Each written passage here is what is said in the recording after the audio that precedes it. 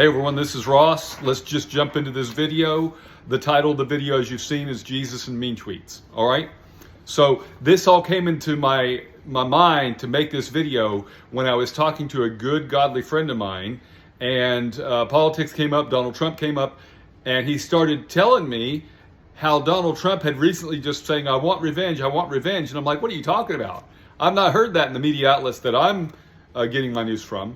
He goes, yeah, it's all over the news. It's just crazy. He just wants revenge. It's horrible who he is and what he wants to do. And I'm like, So what I did was I looked it up. I said, I want to know what's going on and why is Donald Trump wanting revenge, what this is about. So here it is.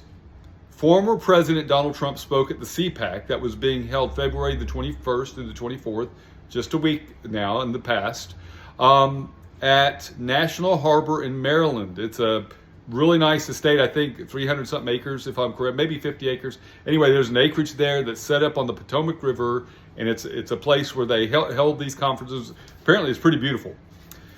I found the video of him speaking, because this is where this idea of him saying, I want revenge, this is where that idea comes from. And so I listened to the video, I watched the video, because I don't watch the CPAC stuff. That's not part of what I do. I don't have time for that, really, personally.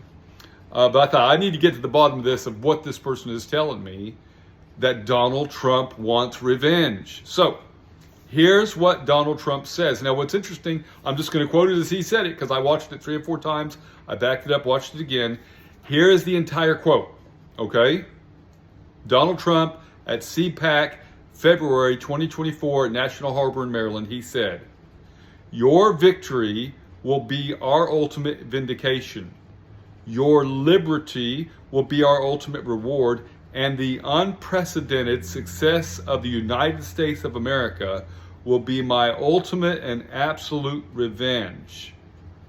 Success will be our revenge. Now, notice that it says your victory will be our ultimate vindication. Your liberty will be our ultimate reward. So apparently someone had said this to Donald Trump, and he decided to include it when he was speaking to CPAC. So it goes from third person to first person. He says, your victory will be our ultimate vindication, which someone had said to Donald Trump. When you win, that's our vindication. When your liberty, you being exonerated from all these charges that have been, no pun intended, but trumped up against you, that will be our ultimate reward. And then Donald then turned it and personalized it and said, the unprecedented success of the United States of America will be my ultimate and absolute revenge. And then he goes third person again, success will be our revenge. So as that was being told me, and then as I watched this numbers of times, backing it up, getting the context, it really bothered me that this person, who's a good person, an older person, like I said, they're a leader in their faith community, and it's like, how can you just hear somebody say something about someone, whether it's a presidential candidate or whoever it may be, and then just full lock, stock, and barrel, just go with it, believe it, and then repeat it like it's true. I'm like, that is sad to me that you haven't looked further into this. So I want to do this now. It's Jesus and Mean Tweets. Imagine Jesus living now, being the person that he was, and speaking so much, and just being open. His ministry was wide open, and he spoke openly about everything. Here's 3 things Jesus said that if he was here today in modern day America with the mainstream media, drive-by media, I think as Rush Limbaugh would call it, they would make Jesus look like an absolute tyrant and maniac. Here's 3 things Jesus said. And there's a lot of things Jesus said I could have included. I just picked my 3 top ones for personally. These things would blow up on mainstream media today to make Jesus look like a horrible, maniacal jerk, all right? This is the first thing he said to a group of God-fearing religious people. You are like your father, the devil, and the desires of your father you want to do. That's found in John chapter 8. He called the crowd the devil, their father the devil. He just, like, you're the offspring of Satan himself. And he said, you just want to do what the devil wants to do. They could take that, blow it up, just like they did with Donald Trump. Revenge, revenge. Jesus is saying everyone's just like their father, the devil. We're all offsprings of Satan. I mean, it's crazy, but that's what they would do. Here's another one.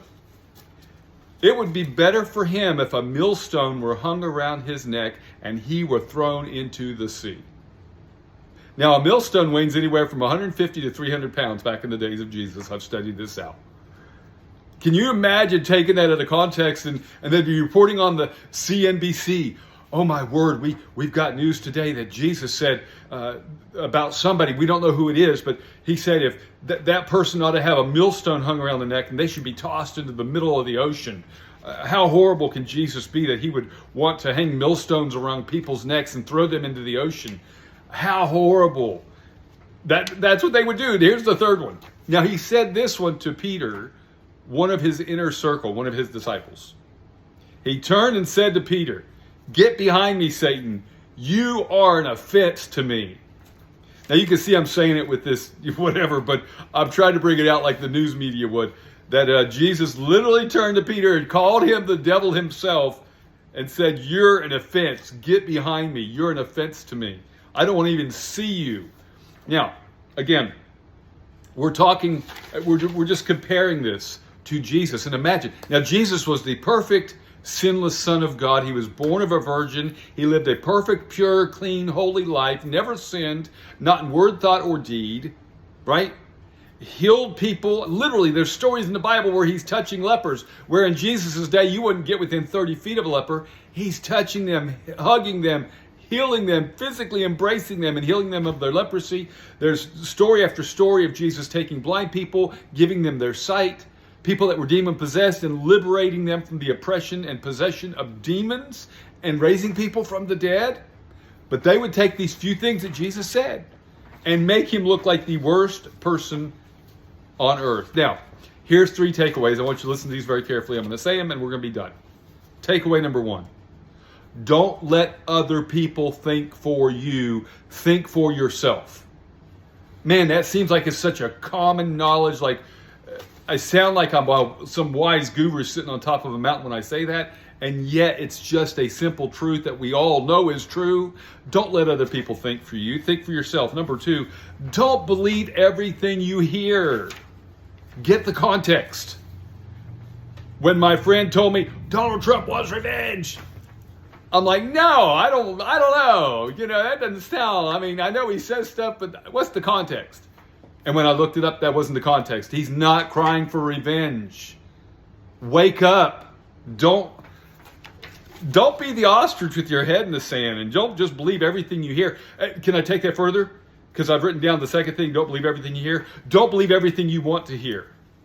That's the sad thing about most of us. We hear something about somebody we don't like, and we don't like them even more because we want to believe that that's true because we don't like them.